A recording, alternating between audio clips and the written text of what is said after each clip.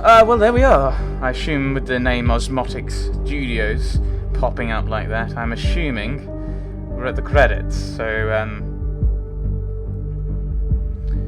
I think... There we go, credits. So I think, let's get through some of the kind of frustrations I had with the game first. I think there seem to be some points where first of all, a lot of the conflicts didn't conflict so much, but were arbitrary conflicts set up probably to try and make it more of a game. They wanted to have that kind of game aspect, and so they put in those conflicts, like Harrison suggesting, like the big one that kind of bugs me is the Harrison suggesting, oh, let's do it at a government building, while Nina said, let's do it at a mall, our first one, because obviously the first one's going to be at one of them. And you can only pick one of them, and at that point, there wasn't necessarily a huge amount of information about which one to go with. So, I mean, I'm not so bothered about other conflicts when you've got evidence to decide between them. But in that particular case, there wasn't really much evidence for you to pick either of them, per se. So you're just randomly grabbing things. It's like, so you're just kind of randomly kind of grabbing things. And so yeah, so you are just kind of randomly kind of picking one of those two with not a huge amount of evidence. And the fact that you can't put both of them means that the person who's the advisor and goes in to interrogate Cassandra, so Symes, when he went to interrogate Cassandra, couldn't then make that point. Where was the first protest? Do you know where it was? Couldn't we, if it was at a mall, look at the news reports? The news reports are not going to be private. You could just search for them. And I think there's a few issues like that. I kind of would like it if you could search yourself for certain issues, certain things, like make the newspaper a newspaper. You can go back certain dates are archived. It just so happens that some of those are useful dates. You're not going to have every single date archived because that's not going to be useful, but you can kind of go back, you can kind of work through things, try and find out those kind of bits of information. That would have been better. And I don't know why they had those conflicts when you could have had something like... I mean, I think I referenced the Sherlock Holmes Crimes and Punishment system where you're piecing together information that way. But I actually really like the way that this last day was done, where you've got so many data chunks you can upload, and then that's the end of the day. It means that the game is progressing at its own speed, rather than kind of being kind of stymied by me trying to figure out not which data chunks are useful, not which data chunks are helpful to the investigation, but which data chunks is like, but kind of it just kind of progresses. If I use too many data chunks, there you go, time's up. And that would then make, if you want to have that, maybe you're not going to stop the third bomb kind of thing, that would work well for that, because then you basically go, you have each day, you have so many data chunks you can grab. And if you, I think it was the first day, was it the first day that had the third bomb? I think it was. If you don't get enough, if you use too many of those data chunks on frivolous things and you don't get the thing about the mall, if you don't put that in, then that means that the bomb goes off. So you've kind of got that issue going on. So I think that's just the way I would have done it. I think just the system they used with conflicts wasn't great. The thing is, though, then you have to deal with where there are actual conflicts. What happens then if you say something happened and then you say something, actually no, I'm going to put in a data chunk that says it didn't happen, which one takes precedence?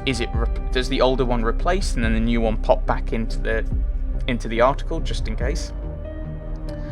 That could be the way to do it. I don't know. I'm just kind of babbling. I don't think they're going to be I don't think the designers are going to be watching this and saying, "Oh yes, good idea." But that's kind of, I think, a slight tweak I would have made to it. I think the advisor acted sometimes with incompetence, like going in aggressively to deal with Nina, who had PTSD and was hyper-vigilant, which is, I think, similar to paranoia, they say. I could have actually looked that up, probably. And so I think some of the characters acted stupidly, especially the advisor in that regard, to add drama, to add tension. And that might have been because, that might be the way to avoid that, is you don't inform the police of where Nina is, and so they can't arrest her, they can't meet her. Maybe I should have gone down that route. But then again, I didn't say anything about where Harrison was, and they managed to arrest him. I don't think I gave any bits of information. So maybe I was supposed to send a bit of information about him anyway, or he gets arrested anyway. I don't know, I'm completely confuzzled. It might be that he just gets arrested so that the two are on their own. I'm not entirely sure. The artwork is very is slightly stylized with the kind of polygons. It's artwork. The main thing is the artwork. The graphical system isn't really important. It's the interface that was here with all of the information and the characters. I kind of was a bit confused by the fact that the game knows which character the data chunks are meant to go into, and it tells you off for putting it in the wrong place. It seems like a bit counterintuitive. It seems a bit odd, just thinking in a realism kind of sense, or a logic kind of sense, that you'd program Orwell to know this doesn't apply to this character. Well, you know who it applies to. Why didn't I drag it across and you just put it automatically there? Seems a bit odd to me in that regard. The interpretations were a bit weird. Okay, I'm going back to ranting about that now.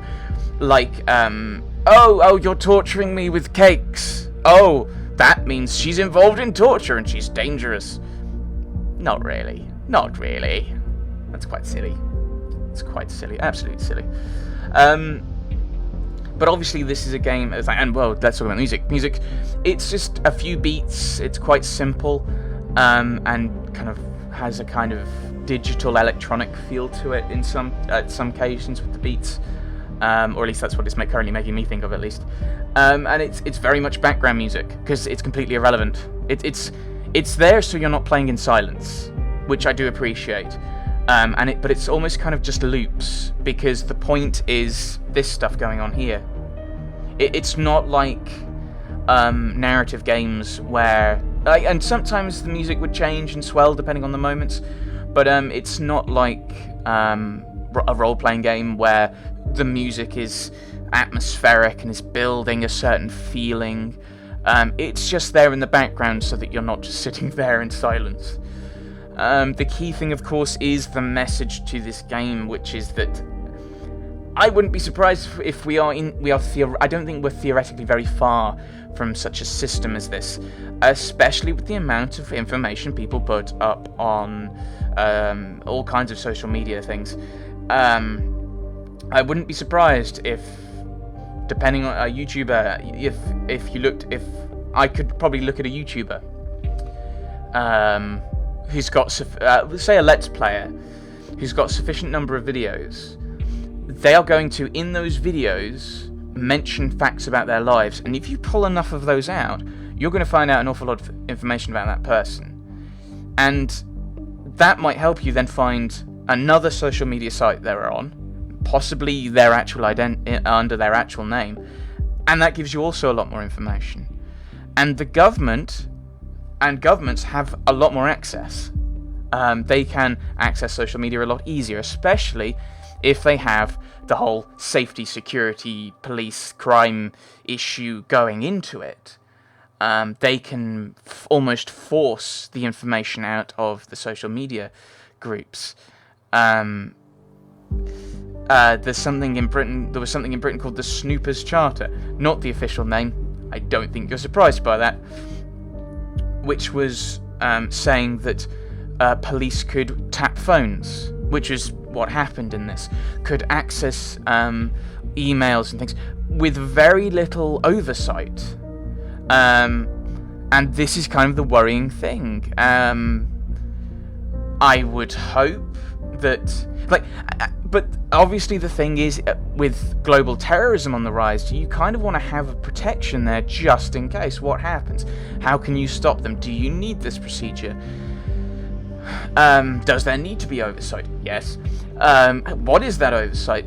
Should they require a warrant from a judge to go through this procedure and not go through as quickly as possible like this? It's a very, very complex question, and I think this game raises it as to where do you sit on that fence? And quite clearly, I'm on the fence of, oh my goodness, this is far too much power for one government, because essentially all of the power for this is in Britain, the Home Secretary, the hands of the Home Secretary in this case, in the British case, Secretary of State in America, I think. And to have all of this power rest in one person's hand, in one position's hand, is a terrifying thought.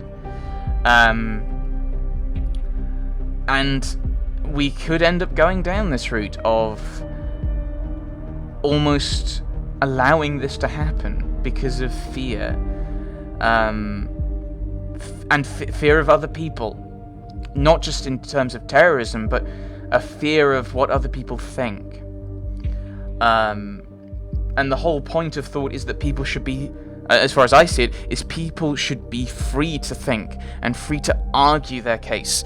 Even if we disagree with each other, we should still listen and think.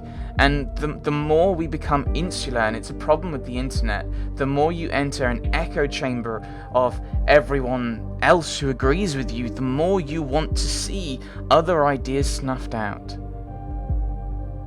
And wouldn't it be useful in that case to have a little system that lets you dig up what people really think and stop people who aren't in your bubble, aren't in your echo chamber? The internet is a great thing in that it allows people to contact anyone in the world, almost anyone in the world, but any ideas, and anyone. But the thing is, absolutely anyone can listen in many situations. In some cases, it's only the company who owns the website, the company who owns the servers, the company who provides your internet access, the company that owns your browser, the government of where all of those companies are hosted, the government where you live. If it's a private thing, if it's a public thing, anyone can see that, anyone can hear this and hear my thoughts on kind of. I think I've kind of gone off the topic of the game a little bit. But also the problem with the internet is, although it allows us access to any idea in the world, it also allows us to only seek out people we agree with. And that is one of the problems the internet gives us. And I think it's part of the issues that are coming out in some regards, where people are hated just because of a single label about themselves, and that label could be Muslim, or could be Muslim or Christian, white, black, admittedly not really the white one. It could be, skin color. It could be religion. It could be sexuality. It could be, do you like the word feminist, or do you prefer egalitarian?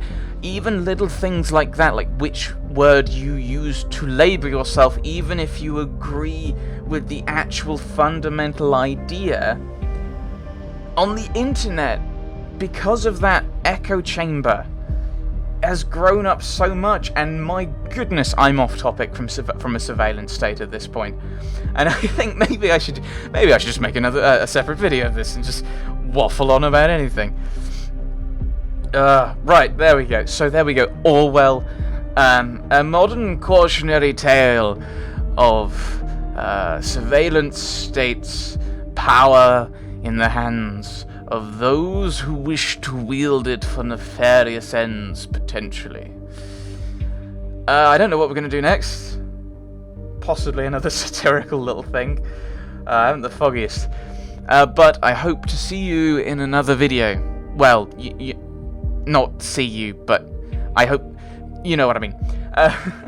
So thanks for watching, even if it's just for this kind of credits thing, to hear my thoughts, all of them, or if you've watched the entire series. Thanks for watching, everyone. Thanks for watching.